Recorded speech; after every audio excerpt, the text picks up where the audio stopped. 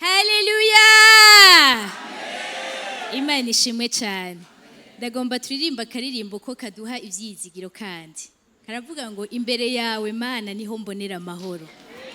Ibyari imisozi ubihindura amataba. Imana ishimwe cyane. Imbere yawe Mana niho mbonera amahoro. Ibyari imisozi ubihindura amataba. Ndagubwa neza ndaguhimbaza mukiza. Imbere yawe Mana niho mbonera amahoro. Imbere yawe Mana niho mbonera amahoro. Ibyari imisozi ubihindura amataba. Ndagubwa neza ndaguhimbaza mukiza. Imbere yawe Mana niho mbonera amahoro. Haleluya! Bijya byose ubona ngo ni ibintu bigoye, Imana irabihindura mu munota umwe. Imana ishimwe cyane. Nta wari uzi yuko mu mazi hocamwo inzira bakahatambuka nk'ahumutse. Imana ishimwe cyane. Nta wari uzi yuko mu rutare ho kwiburuka y'amazi. Nta wari azi yuko ku ijuru homanuka y'umukate. Iyo turi imbere y'Imana niwe aca ahindura ibintu bikamera gutyo. Imana ishimwe cyane. Murabahirwe kubona muri ngaho imbere y'Imana, si ibyo kwicuza. Imana ishimwe cyane. Haleluya! Rero nibyo byizigiro byacu dufise, yuko turi ngaho imbere y'Imana tugubwa neza, tugahimbaza Imana. Imana ishimwe cyane. Iyi ndwi twatanguye yitwa kuba mu kirengero. Imana ihimbazwe cyane. Ni ijambo rikomeye, nagomba gato tubanze tugige mbega risigura iki bavuze ikirengero. Mu majambo y'abakristo hari amajambo tutari tumenyereye mu Kirundi. Nk'ikirengero bamwe barashaka ko bari bakizi. Ikinyabugingo hari abatari bakizi. Ibigatanya hari abatari babizi. Uno munsi gihe twige duhere kuri iri jambo rigoye ry'Ikirundi risigura ikirengero. Iyo bavuze ikirengero baba bashatse kuvuga iki? Ikirengero baba bagomba kuvuga n'ahantu hari nk'igihengeri. No muri Bibiliya hari aho bakoresha igihengeri bariko baravuga ikirengero. N'ahantu hahobahoba, n'ahantu hari bavuga uti umwenge wabonetse. Na cyane cyane ikirengero bagikoresha igihe kibonetse nko ku ruhome. Novuga cyogereranywa n'umugaga. Mvuze umugaga ho muca muvyumva gusumba. Ikirengero nico naho hantu habonetse umugaga, naho hantu habonetse ikinogo, ahantu hasambutse, habaye mu Gifaransa navuga ngo une ouverture, ahantu hari faille, ahantu hahobahoba hadafashe neza. Rero uyu munsi Imana iri kwiraduhamagara kuba mu kirengero. Kuri aho hantu mu bisanzwe uruhome Bibiliya iri kwiraruvuga twumva uburinzi bw'Imana. Muraza ahantu henshi muri Bibiliya mu Mazaburi havuga ngo uhoraho n'igihome kinkingira. Imana ishimwe cyane. Ngo izina ry'uhoraho n'umunara ukomeye, abagororotsi barawuhungiramo bakaba amahoro. Rero ico gihengeri canke ico ikirengero kiboneka kuri iyo kuri urwo ruhome canke kuri iyo nyubako igukingira. Uri kurasoma mu ijambo ry'Imana mu isezerano rya kera, igihengeri canke ikirengero niho umwasi yatoborera akinjira kugira ashikire ihanga. Niho umwasi yinjira kugira ngo abatere. Rero n'umwasi wacu nsuwundi ni Satani. Arondera ahantu yinjirira kugira ngo ashobore kugushikira. Uko niko ubwoko bwa Isirayeli bwafatwa. Baba mu bintu byabazitirira, hari izo nyubako barubaka ibihome birebire gose. Ariko umwasi yarondera ahantu gatoya yomenera. Imana idufashe cyane. Ikirengero kandi kubera haba hamaze kuguruka uwo muryango, haraboneka n'igihe hagire haze uburake bw'Imana, kuko baba buguruye nta protection y'Imana, nta burinzi bw'Imana bwari bukiri ku bwoko bwa Isirayeli. Uyu mugoroba turiko turavuga ivy'ikirengero, guhagarara mu kirengero. Ariko nitugarukira guhagarara mu kirengero, ariko turiga n'ingene dushobora gusana ibirengero. ahamenetse tumenye ingene dushobora kuhasubizanya hakegerana.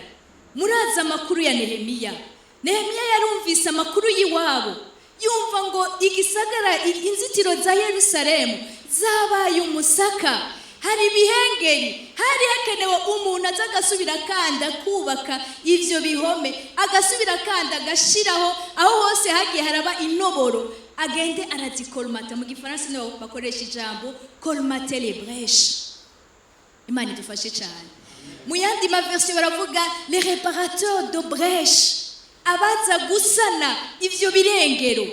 Uyu munsi ni jewe nawe mwene data, twumvise ikirengero ni iki? Naho hantu hari inoboro mu ruhome, twogeranya n'uruhome, naho hantu hamenetse umwasa ashobora kwinjira cyane uburake bw'Imana bukagwa kuri abo bantu.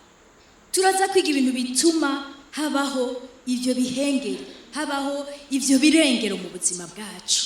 Imana idufashe cyane. Rero twabonye yuko ijambo ry'Imana, reka dusome aho Imana yari kwirahamagara umuntu yohagarara mu kirengero. Uyu munsi ni jewe nawe Imana iri kwiraduhamagara, iravuga ngo ndarondera umuntu ngo yohagarara mu kirengero. Dusome muri Ezekiyeli igice cya 22 umurongo wa 30, aho Imana yari kwirarondera umuntu ahagarara mu kirengero. Ese Imana yoduha twese tugashobora guhagarara mu kirengero? Kuko witegereje hirya no hino hari bihengeri mu buzima bwacu, hari birengero mu mashengero, hari birengero mu gihugu, hari birengero mu bihe bitandukanye. Imana idufashe cyane. Rero Imana iri kwirarondera umuntu yohagarara mu kirengero. Twasome Ezekiyeli igice cya 22 umurongo wa 30. Ijambo ry'Imana riravuga ngo kandi nararondeye umuntu muri bo yosana uruzitiro, agahagarara imbere yanje mu kirengero, ahagarariye igihugu ngo noye kugihonya, ariko nta n'umwe nabonye. Aha yari akeneye ababwiye iki gituma turiko turiga ibirengero, nuko iyo hari kirengero kimwe uhakaryo Satana kinjira, ikindi naho uburake bw'Imana bushobora kukugwako. Iyumvire irihanga ryari riri kure y'Imana, ariko hari hakenewe umuntu ahagarara aho nyene mu kirengero hagati y'ubwoko bwa Isirayeli n'Imana, kugira ngo uburake bw'Imana ntibugwe kuri ico gihugu. Ngo ariko ararondera habura n'umwe. Ni nk'uyu munsi ho bariho amahano agomba gushika ku gihugu cy'u Burundi, Imana ikifuza ati nobona n'umuntu n'umwe ahagarara mu kirengero, ibihe vyohinduka. Imana idufashe cyane. Mose muramwibuka, yatubereye akarorero keza, yarahagaze mu kirengero Imana igomba kurimbura ubwoko bwa Isirayeli. Harakenewe abantu nk'abo igihe tubona yuko hariho amahano ariko araza, igihe tuburiwe ko hari amahano agomba kuza ku gihugu, ko hariho amahano agomba kuza ku miryango. Hari amajambo y'imburi duhora turonka, umuryango kanaka ukaburirwa ngo hari ikibazo, hari igihano kigomba kugwa ku nzu yanyu. Imana ikeneye umuntu ahagarara mu kirengero, ariko icyo gihe ngo habuze n'umuntu n'umwe yohagarara mu kirengero. Imana idufashe cyane. Imana yarigeze no guhambarira abakozi b'Imana nyene muri Ezekiyeli mu gice cya 13 umurongo wa 5, iravuga ngo sinababonye muduga mu kirengero ngo kandi mwongere mwubake n'uruhome rukingira Isirayeli. Rero natwe ngaha Imana iraduhambarira. Hari amajambo tumaze kumva atuburira ati senga, vyuka, haguruka usengera umuryango wawe. Hari ikintu tubona kitari ciza kiriko kiraza, ariko kubera kurya no kunywa no kudibama mu mateleviziyo hakabura umuntu ahagarara mu kirengero. Imana idufashe cyane. Imana yarabahambariye, irababwira ati ngo nimwamanuka. Reka naho twera ku murongo wa mbere, Ezekiyeli igice cya 13. Turiko turakangurirwa, umukozi w'Imana yatubwire, turiko turakangurirwa gusenga, guhagarara mu kirengero bene data. Imana idufashe cyane. Ijambo ry'Uhoraho rinza ko riti mwana w'umuntu, barira bakamenyi bo mu Bisirayeli, uburira abagenda bavugishwa n'ibiva mu mitima yabo ubwabo, ubabarira uti nimwumve ijambo ry'Uhoraho. Uku ni kumwami Uhoraho agize ati, bazobona ibara abo bakamenyi b'ibifu, bakurikira ivyiyumviro vyabo ubwabo kandi ataco beretswe. Yemwe Bisirayeli, bakamenyi banyu bameze nk'imbwebwe zo mu bitongozi. Nimwarushe muduga ngo muje mu birengero vyo ku rugo rw'inzu ya Isirayeli, canke ngo mubizibire kugira ngo babone ingene bashikama mu ntambara ku munsi w'Uhoraho. Aba ntibaduze ngo bagende mu kirengero bubake uruzitiro, kuko harabonetse amahano kandi yakubwira ati ku munsi w'Uhoraho. Iki gitabo Ezekiel uri kuragisoma baba ariko baravuga jugement, bariko baravuga amahano y'Imana ku bwoko bwa Isirayeli. Habura abo baprofete, abo bakamenyi ntibigeze baduga ngo baduge kugira ngo basane inzitiro, kugira ngo bahagarare mu kirengero, kugira ngo ubwoko bwa Isirayeli buzoshobore guhagarara ku munsi w'Uhoraho. Uyu munsi Imana iri kwiratuburira ari hafi yo kuza bene data. Dukeneye guhagarara mu kirengero ubwacu, dusane ibirengero byose, kuko ujya munsi w'Uhoraho azoba ari umunsi utinyitse bene data, azoba ari uburake budasanzwe. Imana idufashe bene data, arabahambarira nk'uko uyu munsi ku mugoroba Imana yoshobora kuba iri kwirampambarira jewe canke wewe. Imana iri kwiratuburira ati, ariko ra inzu yawe yuzuye imigaga, amahano y'Uhoraho ashobora kugwa ku nzu yanyu, ariko ntimuriko murasenga, ntimuriko muraduga ku musozi ngo muje mu kirengero, ntimuriko murigisha abantu ingene bakwiye gusana impome zabo. Imana idufashe cyane, Imana idutabare bene data. Uyu mugoroba utubere udasanzwe, aho tuba abantu bahagarara mu kirengero. Turabwirwa ibimenyetso biragaragaza kuza kwa Kristo, bimwe n'ibimenyetso vyerekana amahano ahari kubera hari birengero byinshi. Imana idufashe cyane. Niyo twamara gusoma ibintu bituma habaho ibirengero, muraza gutahura yuko bimwe biragaragara mu buzima bwacu, ariko niduhagarare mu kirengero bene data. Imana idufashe cyane. Reka rero tuvuge kimwe mu bintu bituma habaho ikirengero. Nababwiye ngo ikirengero nico kintu cyose kizana umwenge utuma hashobora kuba amahano y'Imana, cyane ikaboneramo akaryo yuko Satani ashobora kukugirira nabi. Imana idufashe. Reka dusome ikintu ca mbere catumye ubuzima bw'abantu buboneka nk'uko habonetse ikirengero canke habonetse ko imigaga. Turasoma ijambo ry'Imana ari muri Yesaya igice ca 30. Ikirengero ca mbere ni ukwitandukanya n'Imana, ugakura Imana mu vyawe, ukaba umuntu atagomba kwiyumvira Imana, kwitandukanya n'Imana. Ivyo biratwibutsa mu itanguriro aho Adamu na Eva bariko baraganira ingene Satani yabazanye kugira ngo baje mu bwigenge. Bene data, ubwigenge ku Mana ni ikirengero ca mbere gikomeye. Uba wuguruye umuryango uvuze iti ngo Mana sinkigukeneye, ndikwije. Uba wuguruye akajya, uba wuguruye umwenge Satani ashobora kumeneramo. Byari bikwiye kutwigisha, kuko Adamu na Eva nico kintu ca mbere catumye habaho ubutandukane bwabo n'Imana. Reka dusome iyo Yesaya igice ca 30, harabivuga neza ingene ubwoko bwa Isirayeli nabwo bwari butewe n'umwami, bwagire butegwe n'umwami Ashuri, buca bwiyumvira guhungira Egiputa. Mu nyuma abahanuzi baraza kuri bo, ariko bavuga ati ntimusuye kutubwira ivy'uwera, nta vy'uwera dukeneye.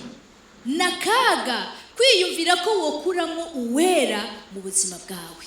Imana idufashe cyane. Reka tuhasome. Imana ikankamira abayuda, Yesaya igice ca 30. Abana b'ibigaba bazobona ibara niko Uhoraho agize, bagisha inama abandi atari jewe, bakifatanya n'abandi atari mpwemu wanje, kugira ngo bagereke icaha ku kindi. Ni Yesaya igice ca 30. Bakava hasi ngo bamanuke muri Egiputa batabagije irivuye mu kanwa kanje, ngo bisunge inkomezi za Farawo, bironkere ubwugamo mu gitutu ca Egiputa.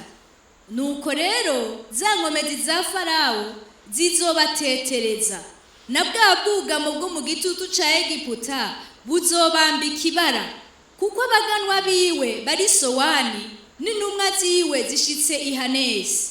Bose bazomaramara kuko bazosanga ari abantu batabasha kubagirira ikimazi, batazobatabara, atakimazi bafise atari ukubatetereza no kubatukisha. Imburi yo ku bikoko vy'ubumanuka baca mu gihugu c'amagorwa n'umubabaro, aho intambwe y'ingore n'iy'ingabo zituruka, hakaba imamba n'inzoka z'ubumara buturira ziguruka. Baremetse indogoba z'imikangara ivy'ubutunzi bwabo, bashize n'ivy'itunga ryabo ku mafufu y'ingamiya, kugira ngo baje kubishikanira abantu batazobagirira ikimazi. Kuko gutabara kwa Egiputa ari ubusa, ataco kumaze. Nico gituma mita Rahabu yiyicariye gusa. None rero genda uvyandike ku gisate imbere yabo, uvyandike no mu gitabo, kugira ngo mu bihe bizoza bibabere igishinga ntahe c'intahava. Kuko ari ubwoko bw'ibigaba, abana babesha, abana banka kumva ivyagezwe vy'Uhoraho, bababarira bamenyi bati nimutumenyere, bakabwira n'aberekwa ibizoba ati nimutubarire ivyo mweretswe vy'ukuri, ariko mutubarire ivyoroshe, muvugishwe ivy'ibinyoma, muve mu nzira mukikame, mukure uwera w'Abisirayeli imbere yacu. Nico gitumye uwera w'Abisirayeli avuga ati, ko mukengereye iryo jambo, mukishimira agahazo n'ubugogi, mukaba ari vyo mwishimikiza. Nico gituma uko kugabitanya kuzobabera nk'uruzitiro rw'amabuye rurerure rwasa umugaga, ruminaraye, ruri mu gutemba, uhovovoka kwako kuzoba giturumbuka mu kanya isasi. Ubu bwoko bwa Isirayeli icatumye ubuzima bwabo, ca gihome cabo c'akimigaga, bahisemo guhindukirira Egiputa ngo babere ubuhungiro. Ijambo ry'Imana yatubwira ngo haravuma umuntu yizera umwana w'umuntu, ngo kandi umwami ntazokwizwa n'ingabo ziwe, habe n'ifarasi ziwe, ariko abizigiye Uhoraho nibo bazogirirwa neza. Aba bahitamo umwami wa Ashuri yabateye, bahitamo guhungira i Egiputa batabajije Imana. Uyu munsi ntako twoshobora guhindukira ngo Satani abari watubera inzira. Nigihe cizi yo turiko turasenga, igihe nk'iki cyo gusubira kandi kurimbura. Inzira z'Uhoraho ndacazirimwo canke narakikame, kuko ngo barakikamye bafatana n'inzindi nzira. Ariko nta gahembo kazova kuri Satani na rimwe, ntakimaze ashobora kukugirira. Imana idufashe cyane. Ahubwo araguhindukirira akakugirira nabi. Imana idufashe cyane. Namwe ndaganira n'umuntu ndamubwira nti reka ndaguha akarorero. Iyo uhimbaye Imana irakugirira neza, ariko agahembo ka Satani ugashaka ukayikorera n'ama energy yawe yose, ukazinduka usenga ibigirwamana, ukagenda muri ibi n'ibi bipfuye byose, ica aguhemba urupfu. Bene data, nawe ntushobora kwiyumvira yuko Satani nta cyiza na kimwe cyoshobora kumuvako. Bibiliya iri clair, irabivuga neza muri Yakobo, ngo ingabire nziza yose itunganye iva kuhoraho wenyine gusa. Nta mpamvu yo guhindukirira Bayali n'ibigirwamana. Ibyo nibyo biheza bikaza bikagusambura. Ngo nico gituma kubera bakikame, ngo bazoba bameze nk'ugo ruhome rwahari rurerure, ariko gwasi imigaga ihomvomvoka ryayo rizoba mu mwanya isasi. Iri niryo ryabaye kuri Adamu na Eva. Nico cyambere bene data, uyu munsi bariko baratubwira ngo tureke Imana. Muramaze kubona utuntu twishi duca kuri WhatsApp. Ingane bariko baravuga batanga akarero ko muri Amerika. Baravuga ngo ryarihanga rirahira kuri Bibiliya, rivuga ivy'Imana. Sinovuga byinshi kuko nta bushakashatsi bwinshi nabikoze ko, ariko numvise akantu karenganye ku ma WhatsApp. Haraheze n'igihe kwanza bariko baravuga ngo mu mashure abana baravuga ijambo ry'Imana, haragera igihe harabitegeko yuko batazosubira kuvuga ijambo ry'Imana. Nuko ubu aba bantu bavuze bati dukurire uwera nawe dukeneye mu buzima bwacu, natuve mu nzira. Amahano yaciye aba, hatanguye kuza haraboneka amakrime ku ishure, abana bakicana, abantu bakibaza ibibazo ati ubwo suko bakuye uwera mu mashuri. Tubona ubwicanye mu mashuri, abana bariko baricana. Nakaga bene data, igihe wokubwira ngo reka mbanze bangire ngo Yesu ndamushire ku ruhande nifatanye na Satani, uzoba utanguye gutuma uruhome rwawe rumwe rwagukingira uhoraho yagukingira gwaka imigaga. Kimwe cyambere kizana ibihengeri mu buzima bwacu, kubaho ubuzima ugomba kutabana n'Imana, kwigenga. Nivyo Satani yazanye mu Adamu na Eva, ngo yarabahenze ngo ahubwo ngo nimwakijya muzogira ubwenge nkawe. Imana idutabare, turushirizeho gusaba Mana, nagufise ntaco ndi. Ngira inama, ubwenge bw'umuntu ni nk'ubusazi imbere yawe. Abandi bamugishije inama, nyobora Mana mu nzira zawe, ntacyo shoboye. Ariko igihe uzotangura kwivuga ngo ndashoboye, azoba ari imigaga itanguye kwaka. Igihe uzotangura kwizigira inkomezi zawe, ukizigira ubutunzi, ukizigira ingabo zawe, imigaga izoba itanguye kuza mu buzima bwawe. Iki ni icago gikomeye bene data, ubuzima butagira Imana. Imana idufashe. Benshi baribaza yuko bashobora kubaho bafise amafaranga, baribaza yuko bashobora kubaho bafise akazi keza, baribaza yuko bashobora kubaho bafise umuryango munini, ariko ivyo vyose n'ubusa. Numusenyi bene data, numusenyi. Ico ni ikintu cambere gikomeye, tuve ngaha tugisengere mu buzima bwacu. Ubona yuko hari ikintu kiriko kirakoreka, kumbure wateruye ikintu uragishikanye hajya, wibuke kuvuga ati Imana yataba wese ndari kubishobora. Ugiye urasoma mu ijambo ry'Imana, Yesu yaraheza gukiza abanyamibembe, akiherera agashima Imana. Ariko uyu munsi urasengera umuntu ukabona ngo uri gitangaza, ariko naco dushoboye atari Imana ubwayo yonyene idushoboje bene data. Imana ishimwe cyane. Duhagarare muri ivyo birengero. Ishengere uyu munsi, rimwe mu migaga ihari nuko bamwe muri twe dushobora kwibaza yuko dushobora no gukora igikorwa cy'Imana Yesu atabirimo. N'imigaga iri kwiraka mu ishengero, aho Imana ivuga ngo sihondi, kuko twasohoye uwera, turiko dukorera mu ma experience, turiko dukora ku byo twakoze ejo. Nakaga bene data, ishengero ririko imigaga. Mu by'Imana nta maseve birimo bene data.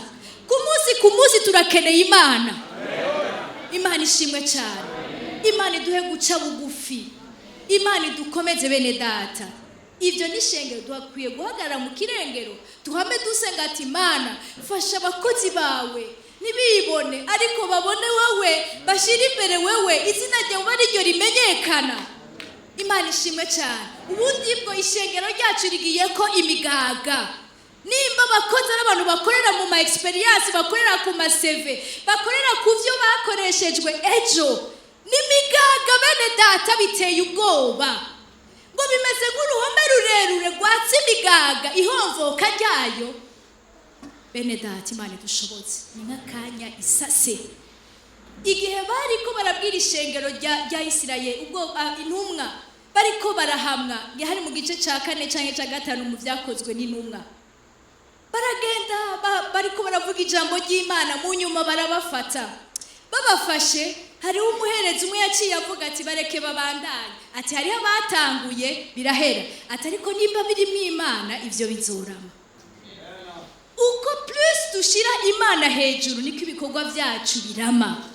Ariko uko umuntu aguma agaragara n'igikorwa na kanya isase, aho amakuru y'iryo shengero atazokwibukwa na kanya isase, kuvuga cyo igikorwa cyatanguye ubu kigeze hehe, hari umugaga watse habura abahagarara mu kirengero. Imana idufashe cyane. Ndagomba ngo dusome n'ibindi biza kudufasha mu gusenga, bidufasha ingene twohagarara mu kirengero. Turabisoma mu Banyefeso igice ca 4 no mu Bakolosayi igice ca 3. Reka tuhasome duhere kuri mu Bakolosayi igice ca 4. Imana idufashe bene data. Abakolosayi igice ca 3 kuva ku murongo wa mbere baratubwira ubuzima bwa kera, baratubwira n'ubuzima dukwiriye kubamwo kugire imigaga ntiyake. Imana idufashe cyane. Nababwiye ahantu hari igihengeri hose hatuma haboneka ko akaryo kuri Satani kugira gushire mu vyaha cyangwa uburake bw'Imana bukakuzako. Dusome Abakolosayi igice ca 3 umurongo wa mbere. Haravuga ngo none rero asangwa mwarazuranywe na Kristo, murondere ibiri hejuru iyo Kristo ari avyagiye iburyo bw'Imana. Mushire imitima ku biri hejuru, nimuyishire ku biri mu isi, kuko mwapfuye kandi ubugingo bwanyu bukaba buhishanijwe na Kristo mu Mana. Kristo niwe bugingo bwacu, niyerekanwa namwe muzoca mwerekanwa nawe muri mu bwiza. Nuko mwice ingingo zanyu ziri mu isi. Aha bariko babwira abakijijwe ubushakanyi, ibihumanya, ukwifuza k'umubiri, ukwifuza kubikose, n'ukwifuza iby'abandi, nuko gusenga ibigirwamana. Ivyo nivyo bizanira uburake bw'Imana abantu b'intabarigwa. Namwe mwabigenderamwo kera hamwe mwaba muri ivyo, ariko noneho mwiyambure n'ibi vyose. Hamwe n'ivyo baje kuvuga hejuru: uburake, kujingitwa, urwango rw'ubusa, gucokorana, kandi ntihakagire amagambo ateye isoni ava mu kanwa kanyu. Nimukabeshanye, kuko mwiyambuye umuntu wa kera n'ibikorwa vyiwe, mukambara umuntu musha ahindurwa musha ngo agire ubwenge amere nk'ishusho y'iyamuremye. Imana ishimwe cyane. Batubwiye ibintu bituma haza uburake bw'Imana. Baravuga ubushakanyi, baravuga ibihumanya, ukwifuza k'umubiri, ukwifuza kose kubi, ukwifuza la convoitise, ukwifuza ibintu by'abandi bikuzanira umugaga mu buzima bwawe. Uburake bw'Imana canke Satani noneho agaca yago. Satani ntakeneye kumugurira uryango rungana nka kujya ayi. Muha akantu gatoya arazi kungena cabi avyagura. Kuko duhere no kunako kantu ko kwifuza ibintu by'abandi. Uravyifuza, wamara kuvyifuza ukiyumvira ingene uzobishikako. Satani agaca guterera ivyiyumviro inzira uzobicamo. Wena ugaca ufata inzira izo arizo zose, hatanguye arakantu kaje kicifuza. Umuntu agaheza ari umusuma, impembo ziwe akaguhereza mu gasho. Impembo ziwe akaguheza akumaramaje imbere y'abantu. Impembo ziwe akaguheza gutwaye amagara yawe. Vyatanguriye hehe? Mu ciyumviro cicifuzo. Imana idufashe cyane. Ibi batubwiye ngo bizanira uburake kw'abantu bw'Imana, abana b'intabarigwa. Reka dusome mu Banyefeso 4, none basubira kandi bakavuga ibintu nk'ivyo. Aha baca bacishamo bakavuga ngo kugira ngo nimuhe akaryo wa mubi. Imana idufashe cyane. Abanyefeso 4 mere mu busubira inyuma gatoya kuva ku murongo wa 22 naho duhere ku murongo wa 5.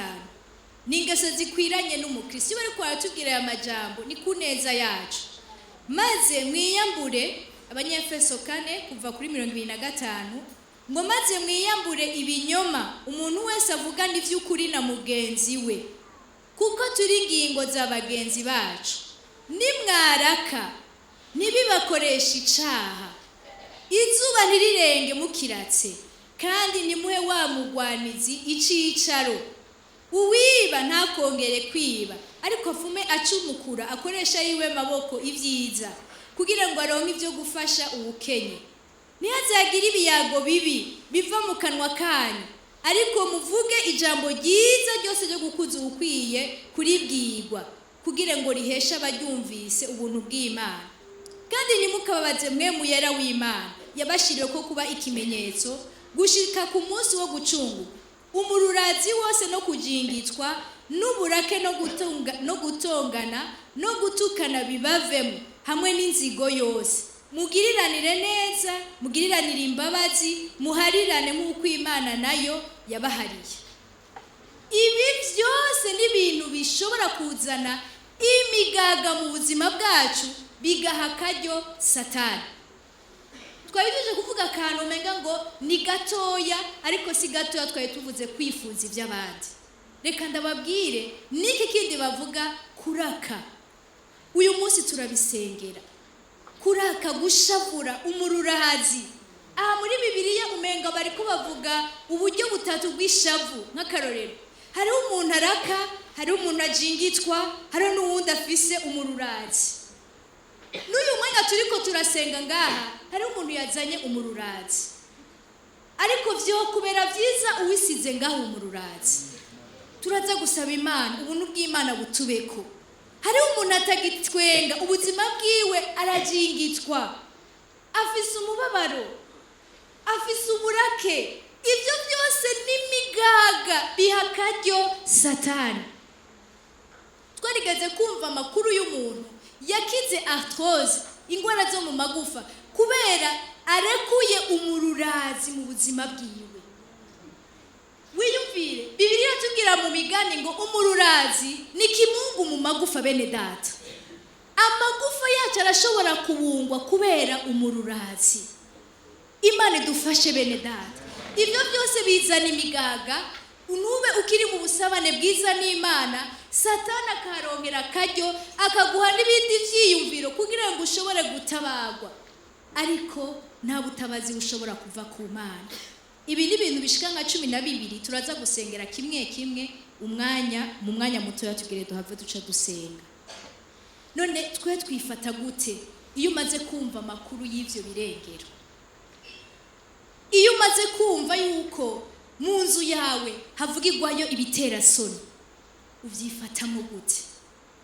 Iyo umaze kubona mu nzu yawe hari Mpwemu y'uburake, abantu baho barashavuye, uvyifatamo gute? Iyo mu gihugu ubona hariho abantu bameze ukunuku bari mu gusenga ibigirwamana, ubihagararamo gute bene data? Ibi byose ibi birengero utereze amaso yawe mu muryango wawe, ni hehe hariko haraka umugaga? Hari umururazi mu muryango wawe, hari ukwiba. Hari igihe umuntu ategwa n'ukwiba mu muryango wiwe, hari bihumanya, hari ukuratsa Mpwemu Yera, hari ibyifuzo. Erega mu muryango abavyeyi turashobora gukultiva, turashobora kuvyura impemu yo kwifuza ibintu byo kubabana. Iyo umwana wawe utamureze gushima aho mugeze, wamumwereka bariya, wamubereka bariya, wamubereka hariya, uvyura muri we ivyifuzo. Imana idufashe cyane. N'umugaga uri kurashira mu buzima bwawe. Iyo bishitse ukamenya yuko mu rugo rwawe baraba amafilme y'ibitera soni, ubihagararamo gute? Nehemiya, reka tuhasome ariho ca dutangura ca dusenga. Ubu muri uyu mwanya turiko turasenga, kumbure wamaze gutereza amaso mu muryango wawe, ni hehe hatse imigaga? Muri vya bintu 12, n'ubushakanye, nibihumanya, n'ukwifuza k'umubiri, n'ukwifuza kubikose, n'ukwifuza ivy'abandi. Murahasoma hajya mu Bakolosayi, n'ugusenga ibigirwamana. Hariho idolatry mu rugo. Imana idufashe cyane. Kandi ibintu byo gusenga ibigirwamana ni ibintu biri très subtil. Hari n'igihe utamenya no kwano basenga ibigirwamana. Ushobora kumubera ikigirwamana atakibumbano kiri imbere yiwe. Igihe uwo mwubakanye utamusunikiye kwegera Imana, agashira ahantu yumva yuko umumama akavuga ati umugabo wanje niwe buraro n'uburamuko. Umugabo urinjiye n'abana nuko iyo tubashize muri ivyo vyiyumvire yuko ubuzima bwabo budepanda natwe, dushizeho umugaga mu buzima bwabo. Soyons responsables. Niko ndavuga nk'abavyeyi, Imana idufashe cyane. Uburake kujingitwa mbe muri iyi misi umaze uhitiye mu biki? N'amahoro mu rugo, hari umunezero, ubwami bw'Imana n'amahoro n'umunezero no kwezwa no kugororoka muri mwe mu yera. Suzuma nibiki biriko biraka, nibihe biriko birafata imigaga mu rugo, aho tuvuga ngo jewe ngo sinarashishwe sinkiryoherwa. Umugaga. Imana idufashe cyane. Aravuga ngo gucokorana, hari ibintu bita ko ari ibintu bisanzwe gucokorana, mugabo gucokorana kirashobora kuba umugaga udasanzwe mu buzima bw'umuntu. Hamwe mu ma institution mwame no mu mashuri mwame barigisha ku kintu cyitwa intimidation. Intimidation muramaze kucumva, gucokorana. Kavuga ngo hinge nusa biki hinge numeze, urashobora guhura n'umuntu adashobora kwakira iryo jambo. Wo muvugira uburebure bwiwe cyangwa ukamuvugira ubugufi bwiwe cyangwa ukamugira ubunini bwiwe, ukaburatumye watsa umugaga mu buzima bwiwe. Uwo muntu akiyaga. Satani akamubwira ati no mu bandi bakobwa bose uje hari inyuma kuko we hari ico ufise abandi badafise. Imana idufashe. Kubera iki? Intimidation, gucokorana. Imana idufashe cyane. Kaboneka n'akantu gatoya, amajambo ateye isoni. Abera hagati yabo bakumva umenga bari kumwe n'abisi, twe twarakijijwe, ariko bicaye ari bonyene. Suzuma amajambo ariko aravugamo. Imana idufashe. Kubesha, ivyo byose twiga kuvugisha ukuri, kwiba n'ibindi byinshi, gutongana, gutukana n'ibintu by'inzigo byose. Reka rero twumve ivyo bintu byose uri kurasubira mu muryango wawe, uri kurabona ikintu kumbure kitaba kigenda neza. Urengera umuryango uje mu rushengero, mbega hari ikintu mwemu yari ariko aratuganiriza, hari inyigisho tumaze iminsi turiko turaronka zituma twumva ko hari umugaga woshobora kuza, hari imburi turiko turaronka. Duhagaze gute mu kirengero? Imana idufashe cyane. Dusome muri Nehemiya, hanyuma cyo tugira umwanya mwiza wo gusenga. Nehemiya yarumvise amakuru yiwabo, yumva yuko imizitiro za Yerusalemu ni gice ca mbere, turahasoma hoye, hanyuma cyo tuja mu mwanya wo gusenga. Nicigwa ciza, sinobabwira ingene nanje numvise mfashijwe, nanje narasubiye kandi ndirimbura ndavuga Mana, nukuri ngire nkureho ibi birengero byose mu buzima bwanje. Turasoma Nehemiya igice ca mbere, umurongo wa mbere.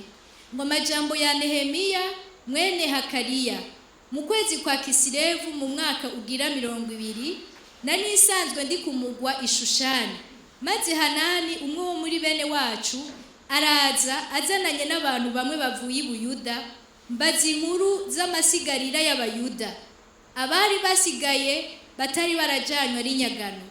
Mbaza inkuru z'i Yerusalemu, barambwira bati abatari barasigaye muri ico gihugu barajanywe ari nyagano, bari n'amarushwa menshi n'ibiteterwa, kandi inzitiro z'amabuye z'i Yerusalemu zarasenyutse, n'amarembo yaho yarahiye.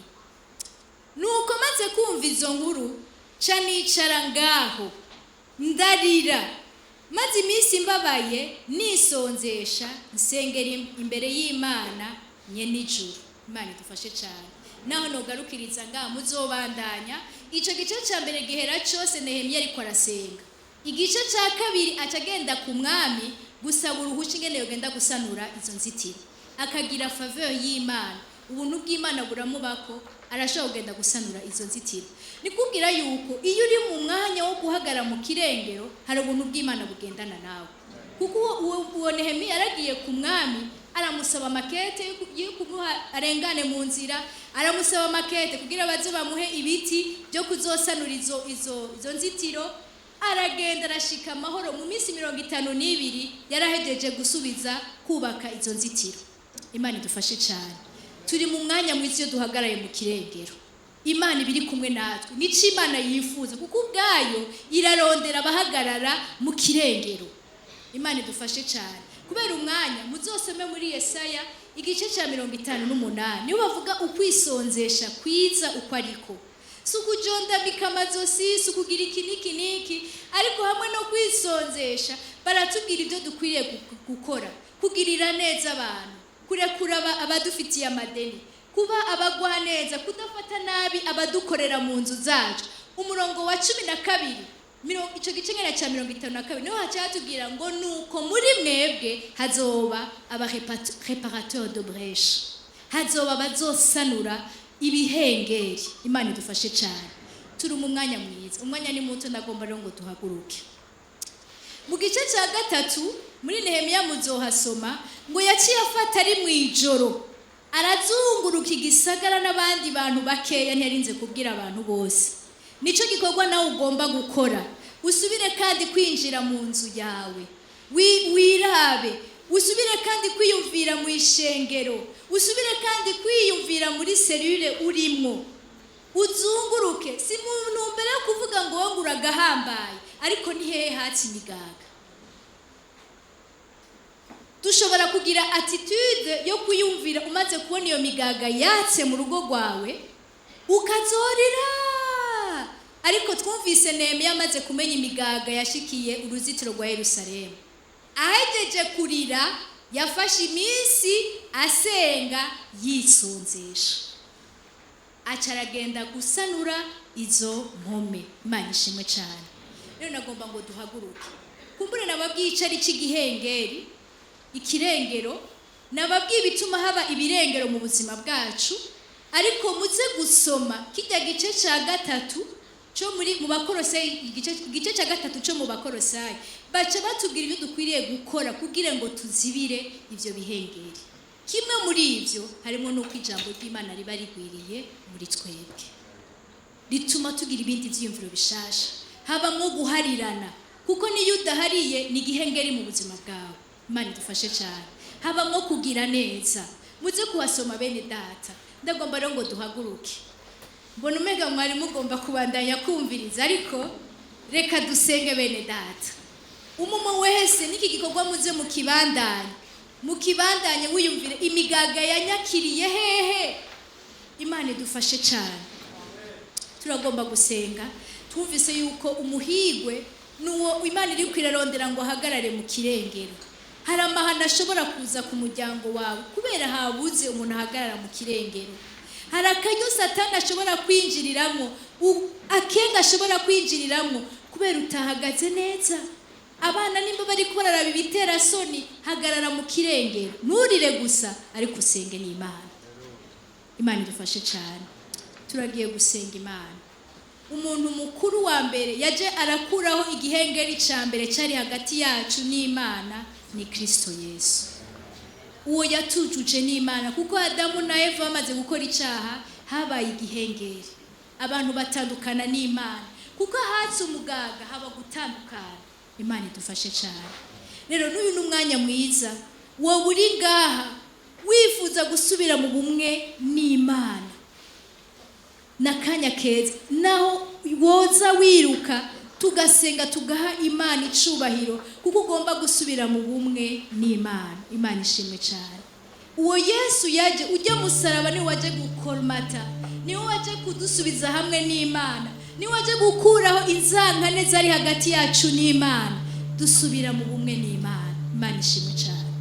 Uyu mugoroba ndagomba gutumira umuntu ari muri kino kibanza atarizera Kristo Yesu, ataramuha ubugingo bwiwe kugira ngo mubere umwami n'umukiza, kuko ngo bose barakoze ibyaha ntibashobora gushikira ubwiza bw'Imana.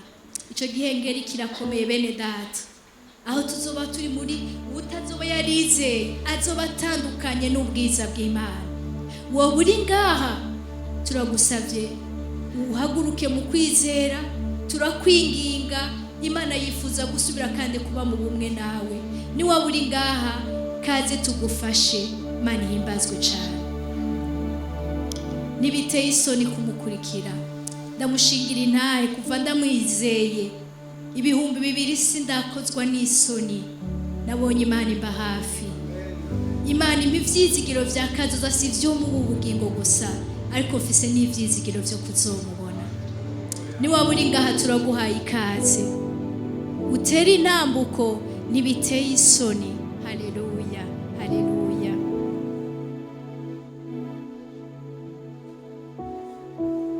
Uyu mugoroba yoba ari umugoroba udasanzwe kuri wewe. Turaguhaye ikaze. Data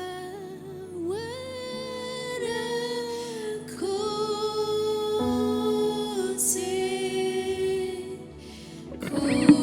kuduha Yesu,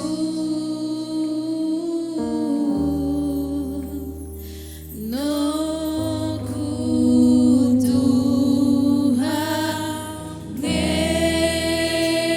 mwemuyera watubera umufasha.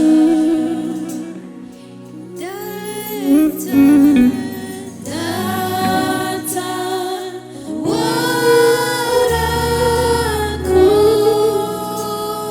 warakoze kuduha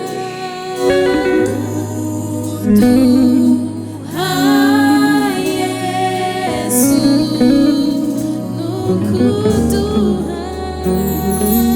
no kuduha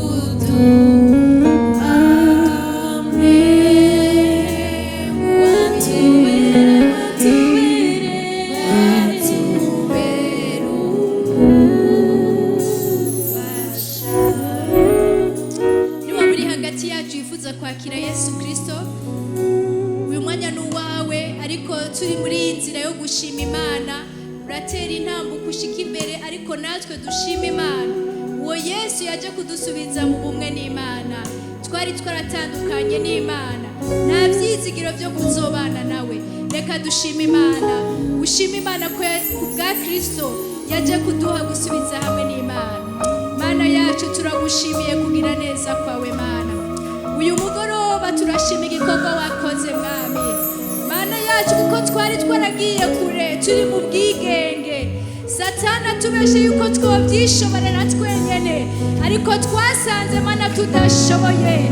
Turabagorwa tutagufise, turabanyabyaha tutagufise. None Mana turagushima Mana, turagushima ineza yawe yatugezeko, ubuntu bwawe bwadushitseko Mwami. Mw'izina rya Yesu Kristo ukatuba hafi Mana, tukakwizera, ubugingo bwacu bugahinduka Mana. Turagushima Mana wagereye mu buzima bwacu Mana. Amashimwe yose Mana kugarukeko, uhimbazwe Mana igikorwa wakoze Mana. Ubuzima bwacu bwarahindutse, twahindutse abana b'Imana, twahindutse abakunzi b'Imana. Mw'izina rya Yesu Kristo Mana urakoze nyene icubahiro. Turagushimiye kuri uwo mugoroba mwiza Mana. Ishimwe ryose Mana rikugarukeko, ni mw'izina rya Yesu Kristo tubisenze twizeye, amen. Imana ishimwe cyane. Turagiye gusenga umuntu wese. Murindira gatoya, nagomba ngo dusubire kandi ngo Nehemiya azunguruka igisagara yitegereza imigaga yabonetse kuri izo nzitiro kugira amenye uko ari bukore.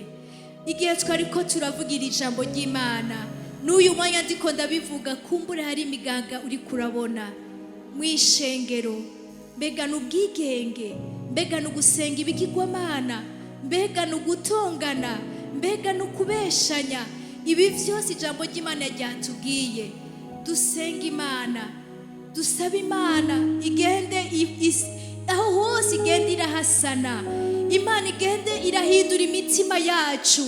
Reka twisengere. Turagiye gusengera icambere. Aravuga ngo hagati yanyu ntihabeho ubushakanyi. Reka dusenge nimba hari umugaga wabonetse kubw'ubushakanyi bw'abari mu ngo, abariko bararenga ibigo. Dusenga Imana. Ndagomba twese dusenge, n'abari mu vyuma twese biratwerekeye. Dusenga Imana. Mana nyene icubahiro Mwami, turagushima Mwami, uyu munsi utwibiye ibanga Mana. Hari bituma Mana inzu zacu zija kw'imigaga. tugatakaza ya protection yawe, tugatakaza bwa bumwe nawe Mana. Nyene icubahiro Mwami, ngo nimba hari ubushakanyi Mwami niki n'umugaga Mwami, turaje imbere yawe Mana, turaregukanye imiryango yacu Mwami, turaregukanye ishengero ryawe, turaregukanye igihugu Mwami. Turi hano Mana, uravuga ngo urakeneye abahagarara mu kirengero mw'izina rya Yesu Kristo Papa. Mana, turasavye ihinduka mu vyiyumviro, turasavye guhinduka mu mikorere, uburyo bwose ubushakanye bwo buriko buragaragara mu miryango canke mw'ishengero canke bugaragara mu gihugu mw'izina rya Yesu Kristo.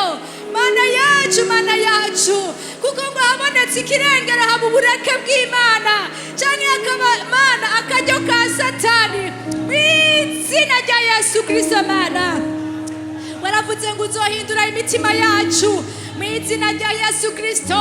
Abasubiye mu nzira za kera, abasubiye mu bushakanyi mw'izina rya Yesu Kristo. Mana, nyene ububasha bwose, turasavye ikintu cose gituma abantu baja mu bushakanyi Mana, ari inyifato, ari imvugo, ari inyambaro mw'izina rya Yesu Kristo. Mana, turasavye Mana yacu ngo weze ishengero ryawe Mana, weze imiryango yacu mw'izina rya Yesu Kristo. Aho umwasi yogomba kumenera mw'izina rya Yesu Kristo, turaje Mana guhagarara mu kirengero Mana, dusaba imbabazi kubw'abahungu n'abakobwa bacu, kubw'abapapa n'abamama Mana, kubw'abakozi bawe mw'izina rya Yesu Kristo. Mana yacu, dutunganye, kuraho ubushakanyi bwose mw'izina rya Yesu Kristo. Uri Imana y'ububasha, ibihumanya byose turabihindiye hanze mw'izina rya Yesu Kristo. Byabitaba abantu basoma hinyegeje, by'amatelefone barabahinyegeje mw'izina rya Yesu Kristo. Mana, turasavye Mana uturemwe mu mutima musha, reka Mana uturemwe mu mutima musha Mana mw'izina rya Yesu Kristo. Data, turakwihaye, kaze Mana, aho hose haboneka hari umuganga waciye muri ubwo gukora ibihumanya mw'izina rya Yesu Kristo. Mana, data uzoba ukoze Mana, nyene ububasha bwose. Reka dusengere tuve mu bwigenge, ariko tuba abantu barondera Imana. Mana, nyene ububasha bwose, ico dutandukanya nawe n'igihe twovuga ngo turikwije. Mana, nyene ububasha, turagukeneye ku murango n'ijoro mu buzima bwacu, turongeye kandi kukwimika mw'izina rya Yesu Kristo. Aho Mana umuntu ariko arabona afise inkomezi, abona afise amafaranga, akabona ngo arikwije mw'izina rya Yesu Kristo. Mana, nyene ububasha, Mana, nyene ububasha, kaze Mana, kaze Mana, kaze Mana. Urabwira ngo bwira abatunzi ba kino gihe boye kwishimira amafaranga, boye kwishimira ubutunzi mw'izina rya Yesu Kristo. Mana yacu, uragomba ngo bari wowe twirata, ngo wirata irate ko yakumenye mw'izina rya Yesu Kristo. Mana, toute vanité, nous t'offrons Seigneur mw'izina rya Yesu Kristo. Mana, tukwisunge, twase gukorera mu experience, twase gukorera mu kamenyero mw'izina rya Yesu Kristo. Mana, turaje imbere yawe kuko ntidushoboye, ntacyo twashobora iyo atari wowe uteramye. Abateramyi bateramira ubusa, iyo atari wowe wubatse, abubatsi bubakira ubusa mw'izina rya Yesu Kristo. Turagomba kugarura rya buye ryagawe n'abubatsi, ariko niryo rigumye imfuruka mw'izina rya Yesu Kristo. Reka Mana ushigikira ingo zacu, reka ushigikira ishengero ryacu, reka ushigikira abera mw'izina rya Yesu Kristo. C'est toi la pierre, Seigneur Papa, la pierre angulaire au nom de Jésus. Mana yacu urashoboye, Mana yacu urahambaye mw'izina rya Yesu Kristo. Turagiye gusengera impamvu yo kwifuza iby'abandi. Oh Mana yacu, ijambo ryawe riratubwira ko dukwiye kubumbwa n'ibyo dufise mw'izina rya Yesu Kristo. Impamvu yo kwifuza turayirukanye mw'izina haleluya. Mana ijambo ryawe riratubwira ngo dukenguruke, twame dukenguruka. Mana yacu turagushima ibyo ukora mu bugingo bwacu mu izina rya Yesu Kristo. Rakese boteke roida mosakaraboyako ridaraboya cheketereko tuja kurwanya impwemu yose ya convoitise sur toutes ses formes au nom de Jésus, au nom de Jésus. Ayakaseketemo ribarakotekeriamo rakaramo shandaramo iyakasandaramo mu izina rya Yesu Kristo. Impwemu yo kwifuza iby'abandi ihunge mu izina rya Yesu Kristo. Uravuga ngo tunezererwe n'abanezerewe, tubabarane n'abababaye mu izina rya Yesu Kristo. Urashoboye Mana, haleluya. Turabandanya gusenga, reka dusenga dukure ikintu cyose no gusenga ibigirwamana, ikintu cyose gishira imbere ikintu kitari Imana cyose. Ashobora kuba ari umuntu, ashobora kuba ari akazi, ashobora kuba ari amafaranga. Icyo kintu cyose wiratira ko cyari cyo kiguheye ubuzima, ukirukane mu buzima bwawe. Mana nyene ububasha bwose Mana, haleluya. Twaremye kugira Mana ngo tuguhimbaze Mana, kugira ngo tubinyegu wiharije. Na yindi Mana dukwiye gusenga, na wundi afise ubuzima bwacu mu kiganza cyawe ni wowe gusa. Mu izina rya Yesu Kristo Papa, haleluya. Ugusenga ibigirwamana kose turakwirukanye mu ikoraniro ry'abera mu izina rya Yesu. Dukuye amaso ku muntu, dukuye amaso ku bintu, dukuye amaso ku nkomezi, dukuye amaso ku nyubako mu izina rya Yesu Kristo. Turavuga ngo bari wowe ngana gusa wimikwa, turavuga ngo bari wowe Mana ufata ikibanza cya mbere mu buzima bwacu Mana mu izina rya Yesu. Uravuga ngo tubyiyamure kuri iki kigirwamana cyose mu izina rya Yesu Kristo. Ari ikintu umuntu yambaye, ari ikintu umuntu agendana, ari umunsi yashinze mu izina rya Yesu Kristo. Turavuga ngo ibihunge mu izina rya Yesu, haleluya. Turagiye gusengera uburake. Oh Mana yacu, turi imbere yawe Mwami Yesu Kristo, haleluya, haleluya. Niwe utembesha amazi ahagadutse Mwami mu izina rya Yesu Kristo, ngo n'uburake bwo tubera umuganga. Turi hano Mwami Yesu Kristo, bishoboka ko ari abaciye mu bihe bikomeye. Oh turasenga mu izina rya Yesu Kristo, vura imitima. Niwe ushobora kunga izavunitse, niwe ushobora gukiza izababaye. Oh Seigneur Papa, turakwinginze Mana yacu, umwasi ngo ntarongera akaryo Mana biciye mu ishavu gatuma ngo akora ibitari byo mu izina rya Yesu Kristo. Uravuga ngo tuzane ibyacu tubizane iwawe. Hana yasusa amajojwa yiwe imbere yawe mu izina rya Yesu Kristo. Tuje gusuka amajojwa yacu hano imbere yawe mu izina rya Yesu Kristo. Ayaka riko seketamo yako raida moshekerebo abagiriwe nabi Mana mu izina rya Yesu Kristo. Vura imitima, vura imitima, vura imitima, vura imitima abahemukiwe, vura imitima mu izina rya Yesu Kristo. Ababwiye amajambo y'icavutse, vura imitima yakoraba raya bosa yakorabo. Twahise muno muzi kubisiga ngaha mu izina rya Yesu Kristo. Umururazi no kujingizwa kose Mana yacu, urashoboye, urashoboye. Kaze Mana, kaze Mana, kaze Mana, kaze Mana. Turagomba gukira, turagomba gukira, turagomba gukira, turagomba gukira, turagomba gukira. Kaze Mana, kaze Mana, kaze Mana. Ojeje Ana mu izina rya Yesu Kristo. Oya ariko aracokogwa na Penina mu izina rya Yesu Kristo. Abariko baca mu bihe byo gucokogwa mu izina rya Yesu. Oh Yes, urashoboye, Yes urashoboye, Yes urashoboye. Kaze Mana, nagikunanira Mwami mu izina rya Yesu Kristo. Uri Imana igororotse Mana. Uyu mugoroba turagomba gutahana ineza yawe, turagomba gutahana akaneza kawe Mana mu izina rya Yesu Kristo. Turamagaye ubushobozi bwa Mpwemu Yera, kuko ibyo yamwa n'umunezero n'amahoro n'ubugwaneza mu izina rya Yesu. Tembesha amazi, tembesha amazi y'ubugingo ubugingo mu izina rya Yesu Kristo. Ahari ukugingwitwa hose habaka neza mu izina rya Yesu Kristo. Mana yarabosa riko shekerebo yako iderebo shekeri yamasheko. Oh haleluya, urakoze mwami wacu, turagushimiye Mana kugira neza kwawe. Turagiye gusenga ikintu cyo gucokorana, dusenge tugihindire hanze. Abana barakunda gucokorana, iyo esprit d'intimidation tuyirukane.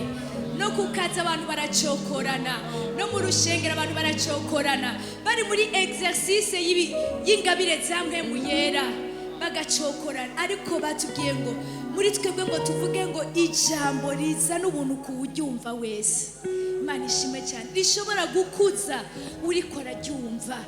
Mu kanwa wacu hasohoka amajambo y'intege, amajambo y'encouragement, atari amajambo yo kuvuga ngo hingene gisa ngo ntavyo uzoshobora.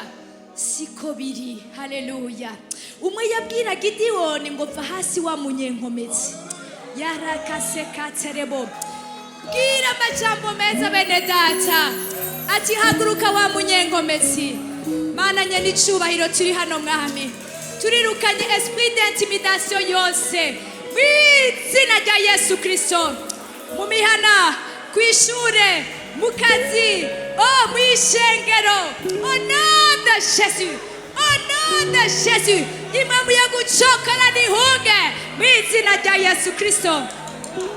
Amagambo mabi yose ave mu kanwa kacu, hava amajambo akuza kuwuyumva wese, amajambo y'intege mu izina rya Yesu. Oya karabo sakatako yarabosherebo yakorabo ore yabosheketekeriabo. Yesaya amaze kwitahura, aravuga ngo ndi mu bantu b'iminwa mibi bavuga yatariyo. Mana yacu ngumushira mu ikara. Aya kora ikasa. Hindura imvugo zacu, hindura imvugo zacu, hindura imvugo zacu zibe imvugo zirunze mu izina rya Yesu Kristo. Imvugo zuzuye ubuntu, imvugo zikuza uwuyumva yose. Mana turakwiranye n'icubahiro. Haleluya. Turagiye gusengera Imana idushoboza amajambo y'ibiterasoni, arayaca mu ndahiro, arayaca mu biyago, arayuhereza umutima wawe n'amatwi yawe. Imana iratubwira ngo hahirwa umuntu ashira umutima ku byagezwe byanje, aticara n'abacokoranye. Mbona uko ibimuhimbara ni ibyagezwe by'Uhoraho. Reka natwe tunezerwe no kumva amajambo y'Imana. Ibiterasoni byose ubihunge, kandi c'est une décision personnelle ufata. Imana ishimwe cyane. Nta muntu n'umwe azogufasha gukita ijya groupe, niwe wenyine uzoyivanamo. Ndabashingira intahe, barigeze kunshira muri groupe. Iyo groupe bavugamo ibintu biterasoni. Umugani wa Paulo ati sinarinze kugisha inama inyama n'amaraso, je quitte le groupe. Kita izo groupe kuko ni migaga ku buzima bwawe. Wizanira uburake uhakaryo Satani. Quitte le groupe. Uyu munsi fata ingingo bene data. Mana nyene ububasha bwose, Mana urahambaye kandi uratunganye mwami, mu izina rya Yesu Kristo. Papa uragomba ngo ntagira amagambo mabi, ivyiyumviro bibi dushira ku mutima. Uyu munsi turagomba gufata ingingo, ijambo ryose ritaza n'icubahiro cawe, ijambo ryose ritavuga ivy'ukuri, ijambo ryose rivuga ivy'ububeshi, mu izina rya Yesu Kristo. Mana bitube kure, kuko ibikwiye kuduhimbara n'ijambo ryawe Mana, n'ivyagezwe vyawe Mana, mu izina rya Yesu Kristo. Papa haleluya. Amaso yacu niyihweze ibitabereye, amatwi yacu niyumve ibitabereye, niduhagarare ku nzira y'abavuga ibiterasoni mu izina rya Yesu Kristo. Mana urakoze Mana yacu, turagushimiye Mana kugira neza kwawe. Haleluya. Turagiye no gusenga umutima yacu tuvuganisha ukuri. Yesu yaravuga ngo ego yawe ibe ego, oya yawe ibe oya, ngo ibindi byose ni vya wamuhanitse. Tuvuge ego ego, oya oya, ibindi byose ni vya wamuhanitse. Bisaba courage, bisaba kutagomba guhimbara abantu. Umwami Imana abandanya twigisha, yaratwigisha ijambo rya sur le contentement. N'umuntu anezererwa n'ahagejeje, n'aho Imana igeje gukora, kubera ikurindura besha. Pourquoi prétendre kubera iki wifata uko utari? Vuga aho ugejeje, aho Imana igejeje kugukorera. Imana ishimwe cyane. Dukuri ikintu cyose cy'ububeshi mu buzima bwacu. Mana nyene icubahiro. Aha aradutsinda kenshi mwami. Hari aho tubesha, hari aho twiregura ibitari byo. Ariko uyu munsi turagomba gufata ingingo Mana yo kuvuga ukuri mwami Yesu Kristo. Kuko ni ku neza yacu. Oh Mana yacu, Mana yacu. Ananiya na Safira babonye urugo rwabo ruzimanganya kandi sase kubera kubesha. Mana wavuze ngo hari imigaga ishobora gutuma uruhome ruhomvoka mu kanya sase. Mu izina rya Yesu Kristo, loin de nous tout mensonge, toute ruse, au nom de Jésus. Mana yacu dushoboze kugendera mu kuri kwawe Mana. Mu izina rya Yesu Kristo, nitwifatanye na Satani niwe yitwa ngo se w'ibinyoma, ariko duhimbarirwe no kuvuga ukuri. Turagushimiye Mana kugira neza kwawe. Haleluya. Urakoze nyene icubahiro. Turaguhimbaje kugira neza kwawe. Shimwe ryose ni ryawe Mana. Ishimwe ryose ni ryawe. Haleluya. Mana ishimwe cyane. Mana himbazwe. Kubera umwanya ntidushoboye kurenza ngaha, ariko ndaguhimiriza genda uraba ahantu hose hari imigaga uhagarare mu kirengero. Nehemiya ahejeje gusanura inzitiro za Yerusalemu, igice c'8 yaciye ahamagarira abantu, arabegeranya abaha kumva ijambo ry'Imana. Gusanura ni kimwe, ariko cushiraho izindi fatiro zikomeye mwene data. Imana ishimwe cyane. Ngo uwahora yibe afuma akora acumukure, ucushiraho ikindi kintu gishasha. Imana ishimwe cyane. Genda rero usenge, uhagarare mu kirengero, nturire. Turiko turumva amakuru adasanzwe hirya no hino, tukumva amakuru yaho bemeje nk'itegeko ryo gukorora inda. Ico ni kirengero kiba kije mu bihugu, ukuva yuko baremeje ibintu vya homosexuality. Ico ni kirengero kiba cuguruye, ariko Imana icitubwira tubonye Nehemiya yavyifashemo gute. Yararize amara iminsi yisonzesha, aragenda gusanura aho hari hasambutse, ahari imigaga. Imana idufashe bene data. Ijambo ry'Imana yatubwira ngo tuba abagabo dushikame. Imana ishimwe cyane. Yesu ari hafi yacu. Twumvise yuko ingene Nehemiya yagiriwe ubuntu kuko yaragiye gukora igikorwa cyiza Imana iduhamagariremo. Uri umuhigwe ni wahagarara mu kirengero. Yesu abaho umugisha.